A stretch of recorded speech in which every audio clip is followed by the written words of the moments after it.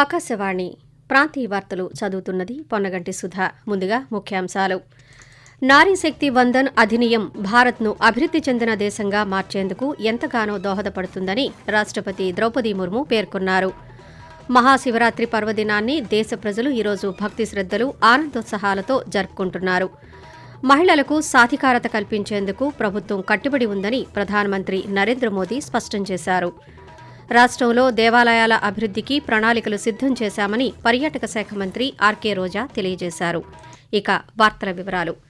మహిళా సాధికారత దేశ ప్రగతికి రోడ్ మ్యాప్ వంటిదని రాష్ట్రపతి ద్రౌపది ముర్ము అన్నారు. మహిళా సాధికారత లేకుండా ఏ దేశమూ ఆర్థికాభివృద్ధిని, శ్రేయస్సును సాధించలేదని స్పష్టం చేశారు.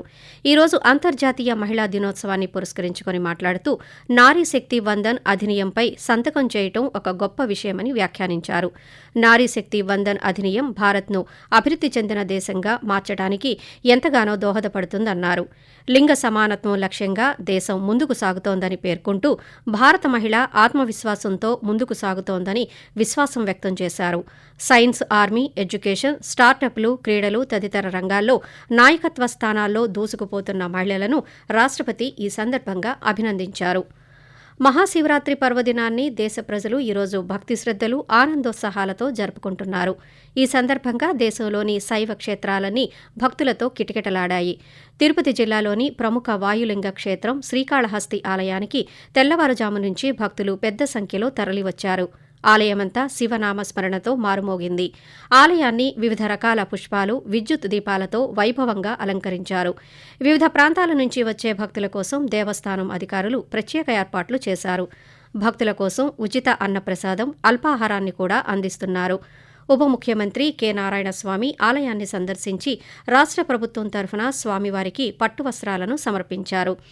మహాశివరాత్రి పర్వదినాన్ని పురస్కరించుకుని పార్వతీపురం మన్యం జిల్లా చీపురువలస సమీపంలోని గిరిజనుల ఆరాధ్య దేవత శ్రీ పారమ్మతల్లి అమ్మవారిని ఉప ముఖ్యమంత్రి పీడిక రాజన్న దొర సతీ సమేతంగా దర్శించుకున్నారు. కొండపై వెలసిన పాండవులు గుహలో గల శివలింగానికి పంచామృతాలతో ప్రత్యేక పూజలు నిర్వహించారు. ప్రతి సంవత్సరం మహాశివరాత్రి రోజున వేల సంఖ్యలో భక్తులు అమ్మవారిని దర్శించుకుని అఖండ జ్యోతిని వెలిగిస్తూ ఉంటారు. కాగా మహాశివరాత్రి సందర్భంగా శ్రీశైల క్షేత్రంలో మాఘమాస బ్రహ్మోత్సవాలు వైభవంగా జరుగుతున్నాయి. 11 రోజుల పాటు జరిగే ఈ ఉత్సవాల్లో 8వ రోజైన శివరాత్రి అత్యంత ప్రధానమైంది. ఈ రాత్రి స్వామివారికి పాగా అలంకరణ నిర్వహించనున్నారు. గర్భాలయం శిఖరం నుంచి ముఖమండపం పైభాగంలో ఉన్న నందులను కలుపుతూ వస్త్రాన్ని అలంకరిస్తారని ఆలయ అధికారులు తెలియజేశారు. అంతర్జాతీయ మహిళా దినోత్సవాన్ని పురస్కరించుకుని ప్రధానమంత్రి నరేంద్ర మోదీ శుభాకాంక్షలు తెలిపారు. నారీమణుల శక్తి, ధైర్యాలను కొనియాడుతూ వివిధ రంగాల్లో మహిళలు సాధించిన విజయాలను సామాజిక మాధ్యమం ఎక్స్ వేదికగా ప్రశంసించారు.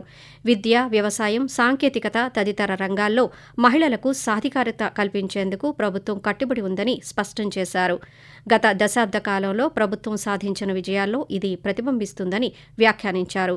కాగా ప్రముఖ విద్యావేత్త, రచయిత్రి, సామాజికవేత్త సుధామూర్తిని రాష్ట్రపతి ద్రౌపది ముర్ము రాజ్యసభకు నామినేట్ చేయడం పట్ల ప్రధాని హర్షం వ్యక్తం చేశారు.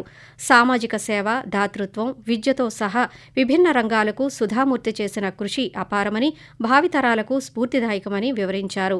ఆమె రాజ్యసభలో ఉండటమే నారీ శక్తికి ప్రత్యేకమైన నిదర్శనమని పేర్కొంటూ ఆమెకు పార్లమెంటు పదవీకాలం ఫలవంతంగా ఉండాలని ప్రధాని ఆకాంక్షించారు.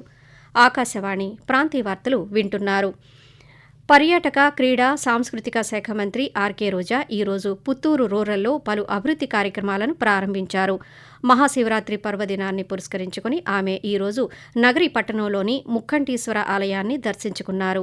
అనంతరం మంత్రి మాట్లాడుతూ రాష్ట్రంలో ధూపదీప నైవేద్యాలకు నోచుకొని ఆలయాలను గుర్తించడం జరిగిందని, దేవాదాయ శాఖ ఆధ్వర్యంలో వాటిని పూర్తి స్థాయిలో అభివృద్ధి చేయడానికి ప్రణాళికలు సిద్ధం చేశామని తెలియజేశారు.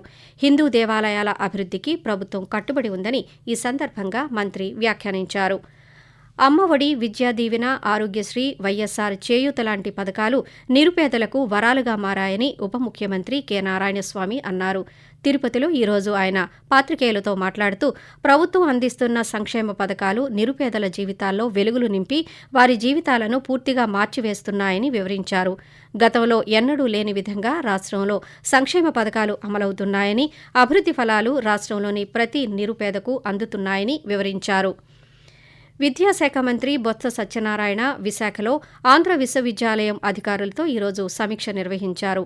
టైం స్కేల్ ఉద్యోగులను పర్మనెంట్ చేయటం, 28 రోజుల ఉద్యోగులకు టైం స్కేల్ అమలు చేయడం వంటి అంశాలపై చర్చించారు. ఉద్యోగులకు పర్మనెంట్ టైం స్కేల్ అమలు చేయడం వలన కలిగే అదనపు ఆర్థిక భారాన్ని వర్సిటీ అంతర్గత నిధుల నుంచి భరిస్తామని సమీక్షలో పాల్గొన్న ఏయూవీసీ పీవీజీడీ ప్రసాద్ రెడ్డి ఈ సందర్భంగా హామీ ఇచ్చారు. ఈ అంశంపై స్పందించిన మంత్రి ఉన్నత విద్యామండలి చైర్మన్ ఆచార్య K Hemachandra Reddy, principal secretary J శ్యామలరావుతో మాట్లాడి ఏయూ ఉద్యోగులకు మేలు జరిగేలా నిర్ణయం తీసుకోవాలని సూచించారు. కుల మత ప్రాంతాలతో సంబంధం లేకుండా రాష్ట్ర వ్యాప్తంగా అభివృద్ధి కార్యక్రమాలు చేపడుతున్నామని విద్యుత్ శాఖ మంత్రి పెద్దిరెడ్డి రామచంద్రారెడ్డి అన్నారు. చిత్తూరు జిల్లా పొంగనూరు నియోజకవర్గంలోని సదాశివేశ్వర ఆలయంలో మహాశివరాత్రి పర్వదినాన్ని పురస్కరించుకుని మంత్రి కుటుంబ సభ్యులతో కలిసి ఈరోజు ప్రత్యేక పూజలు నిర్వహించారు. అనంతరం ఆయన పాత్రికేయులతో మాట్లాడుతూ అన్ని రంగాల్లోనూ రాష్ట్రం అభివృద్ధి దిశగా ముందుకు వెళుతోందన్నారు. ఈశ్వరుని అనుగ్రహంతో రాష్ట్రంలో అభివృద్ధి కార్యక్రమాలు ఇలాగే కొనసాగాలని మంత్రి ఆకాంక్షించారు. మహిళలు పురుషులతో సమానంగా అన్ని రంగాల్లోనూ ప్రతిభ ప్రదర్శిస్తూ ఆదర్శంగా నిలుస్తున్నారని తూర్పుగోదావరి జిల్లా కలెక్టర్ డాక్టర్ కె మాధవీలత అన్నారు. అంతర్జాతీయ మహిళా దినోత్సవం సందర్భంగా ఈరోజు ఆమె వివిధ శాఖల అధికారులు, సిబ్బందితో కలిసి కేక్ కట్ చేసి ఉత్సవాలను ప్రారంభించారు. ఈ సందర్భంగా మాట్లాడుతూ మహిళలు బాధ్యతల నిర్వహణలో ఒత్తిడిని అధిగమించడం చిరునవ్వుతోనే సాధ్యమవుతుందన్నారు. ఒత్తిడికి గురికాకుండా ఉండేలా ఒక ప్రణాళిక సిద్ధం చేసుకోవటం అవసరమని పేర్కొన్నారు. ముఖ్యమంత్రి వైఎస్ జగన్మోహన్ రెడ్డి ఈ నెల 10వ తేదీన బాపట్ల జిల్లా అద్దంకి నియోజకవర్గంలోని కొసరిపాడులో జరగనున్న సిద్ధం సభకు హాజరు కానున్నారు. ఈ సభకు పెద్ద సంఖ్యలో ప్రజలు హాజరయ్యే అవకాశం ఉన్నందున అందుకు అనుగుణంగా భద్రతా చర్యలను తీసుకుంటున్నట్టు గుంటూరు రేంజ్ ఐజీ పాలరాజు పాత్రికేయులకు తెలియజేశారు. ఈ రోజు ఆయన బాపట్ల జిల్లా ఎస్పీ వకుల్ జిందాల్తో కలిసి సిద్ధం సభావేదిక, గ్యాలరీలు, పార్కింగ్ ప్రదేశాలను పరిశీలించారు.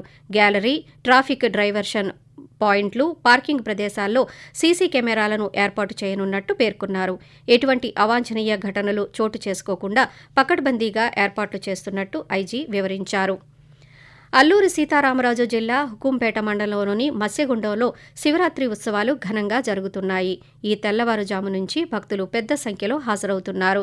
మత్స్యగుండంలోని చేపలను దర్శించుకుని వాటికి ఆహార పదార్థాలు సమర్పించుకుని మొక్కులు తీర్చుకోవటం ఇక్కడ ఆనవాయితీ.